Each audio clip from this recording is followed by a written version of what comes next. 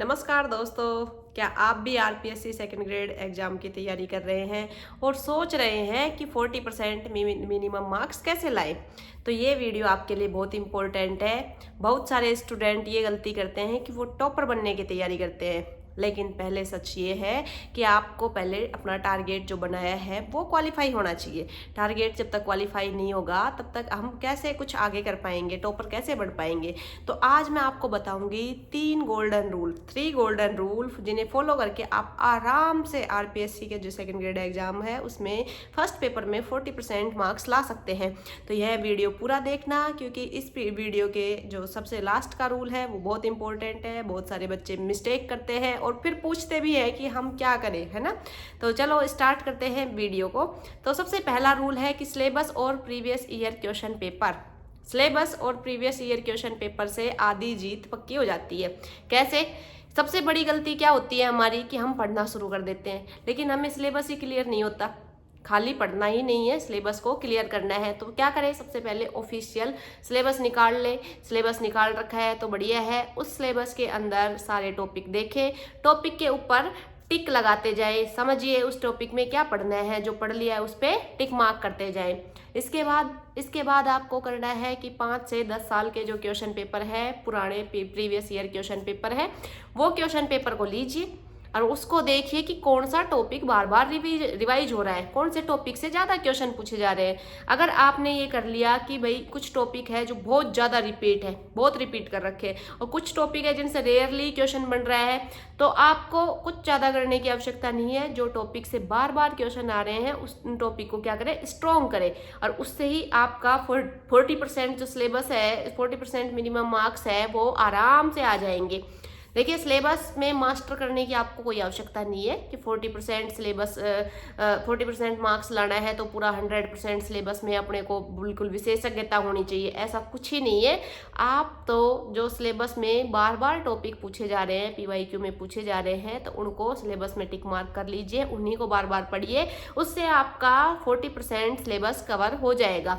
सिर्फ रिपीट होने वाले जो टॉपिक है उनको बहुत ज़्यादा स्ट्रॉन्ग करना है, अच्छे डीप से पढ़ना है, क्योंकि उन्हीं में से क्वेश्चन बार बार पूछा जाता है। तो ये याद रखिए कि अगर एग्जाम ट्रेंड को पकड़ लिया तो जीत पक्की है। अब हम पढ़ेंगे दूसरा रूल, उसके बारे में देखेंगे कि रूल नंबर 2 क्या है। हम पढ़ाई करते हैं लेकिन हमने सिलेबस देख लिया, पीवाईक्यू देख लिया, अब हमारी बारी आती है मेन फोकस।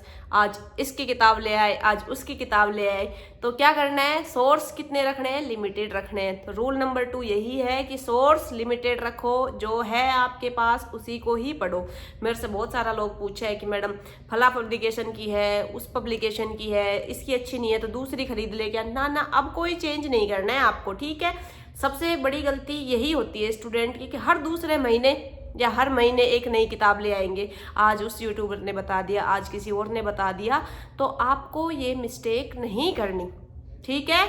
ये मिस्टेक नहीं करनी है कि नई नई किताब ले आए। जो आपके पास है सिलेबस के अकॉर्डिंग देख लीजिए, और वही बुक को बार बार रिपीट करना है। हर महीने या किसी के कहने पर नई बुक्स नहीं खरीदनी, ठीक है, क्योंकि ज़्यादा किताब, ज़्यादा मैटर, ज़्यादा कन्फ्यूजन।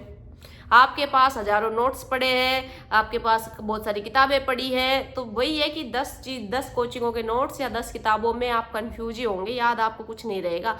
इसलिए एक किताब को 10 बार पढ़िए, ना कि 10 किताबों को एक बार पढ़ेंगे, क्योंकि उसका परिणाम इतना ज़्यादा आपको नहीं मिलेगा। एक किताब को 10 बार पढ़ेंगे तो उसका जो रिजल्ट है वो आपको बहुत अच्छा मिलेगा। हर सब्जेक्ट के लिए क्या करना है, एक फिक्स बुक रख लेनी है कि ये मेरा बेस बुक है, और अगर कुछ उसके अलावा पढ़ रहे हो तो उस जो बुक से आपने एक फिक्स बुक की है उसके अंदर वो नोट डाउन कर लीजिए। शॉर्ट नोट्स बना लीजिए, एक पन्ने के अंदर आपको क्या करने हैं, शॉर्ट नोट्स बना लेने हैं, रिवाइज करने में काम आएंगे। अब एक और रूल है जो गेम चेंजर का काम करता है, रिवीजन रूल। पढ़ तो सब लेते हैं, रिवाइज नहीं करते।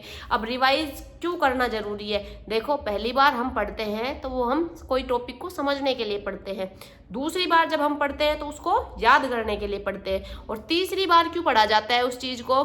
भाई समझ लिया, याद हो गया, अब हमें क्या चाहिए? स्पीड और एक्यूरेसी।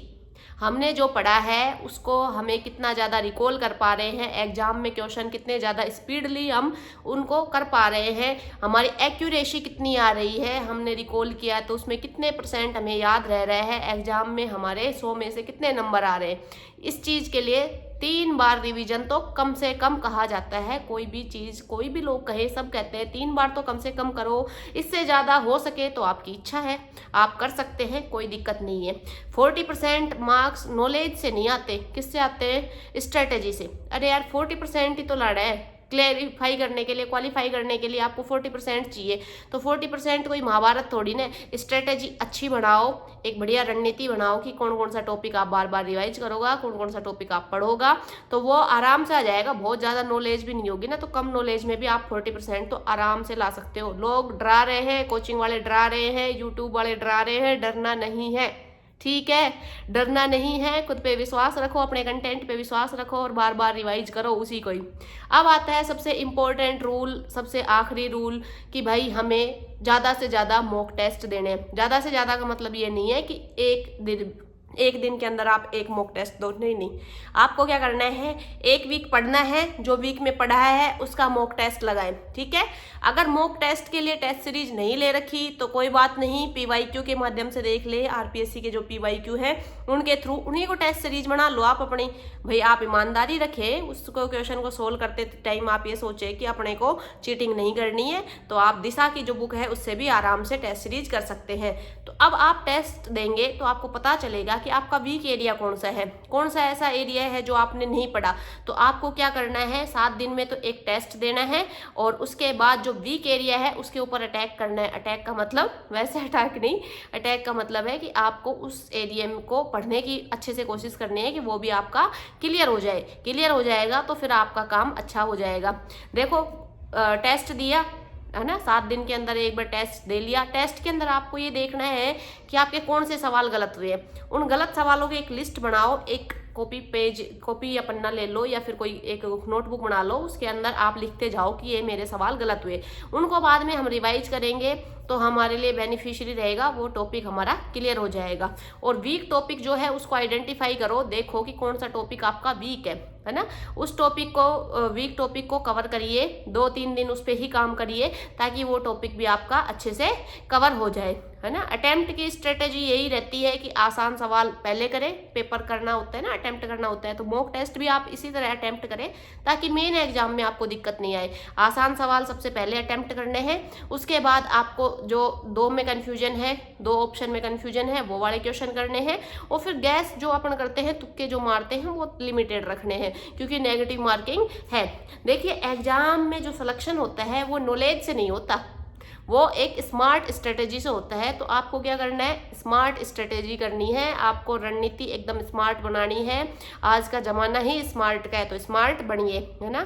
तो दोस्तों याद रखिए, आप क्या करेंगे, स्मार्ट स्ट्रेटेजी करेंगे और आप लिमिटेड रिसोर्स रखेंगे, रिवीजन बार बार करेंगे और वीक में भाई आपका टेस्ट सीरीज वगैरह है या मॉक है वो देंगे। अगर आपने ये 4 चीज़ें फॉलो कर ली तो RPSC सेकेंड ग्रेड का 40% मिनिमम मार्क्स तो आपके ऐसे चुटकियों में आ जाएंगे, ज़्यादा कुछ करने की आपको आवश्यकता नहीं पड़ेगी। अगर आपको ये वीडियो अच्छा लगा हो, हेल्पफुल लगा हो, तो वीडियो को लाइक करें, चैनल को सब्सक्राइब करें और कमेंट में जरूर लिखें 40% मिशन स्टार्टेड। आज से ही हमें 40% मिशन को स्टार्ट करना है, ठीक है। जरूर कमेंट करें सभी लोग 40% मिशन स्टार्टेड। अब अगली वीडियो हम ये बनाएंगे कि RPSC सेकेंड ग्रेड में टॉपर कैसे बने, है ना, टॉपर बनने की स्ट्रेटेजी अपन शेयर करेंगे। ठीक है जी, धन्यवाद।